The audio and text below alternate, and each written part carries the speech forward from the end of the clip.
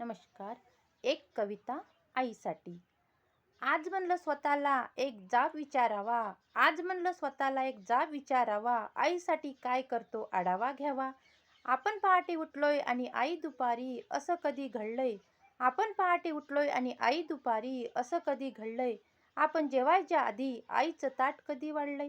आपण जेवायच्या आधी आईचं ताट कधी वाढलंय. बरं, तुम्ही घरी येताना आईसाठी काय आणता. बरं सांगा, तुमच्या आईचा फेवरेट कलर कोणता.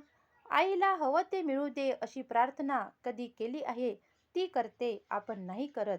देवा, आईला हवं ते मिळू दे. पाहिलं आहे शेवटची कधी आई ऑनलाईन आली आहे. शेवटची कधी आई ऑनलाईन आली आहे. तिच्या बर्थडेची पार्टी मैत्रिणींना बोलावून देतो. तिने केलेला पसारा कधी आपण आवरतो. तरीही मुलाला कोणी बोललं की तिचं मन भरून येतं.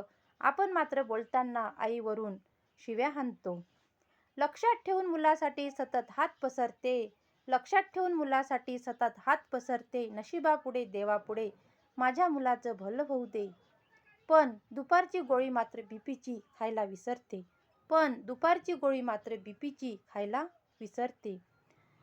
आईची आई होऊन मुलांनो कधीतरी वागानं. आईची आई होऊन मुलांनो कधीतरी वागानं. तिचा खडबडीत हात एकदा हातात घेऊन बघानं. कितीही कर्तव्य गाजवा झेप कमी पडते. कितीही कर्तव्य गाजवा झेप कमी पडते. आईने कडेवर घेतल्यावर आपली उंची वाढते. उगाच कशाला त्या अध्यात्म आणि श्रद्धेच्या गोष्टी हाणता. उगाच कशाला त्या अध्यात्म आणि श्रद्धेच्या गोष्टी हाणता. आईच्या पोटी जन्माला येता आणि देव कशाला म्हणता. आईच्या पोटी जन्माला येता आणि देव कशाला म्हणता.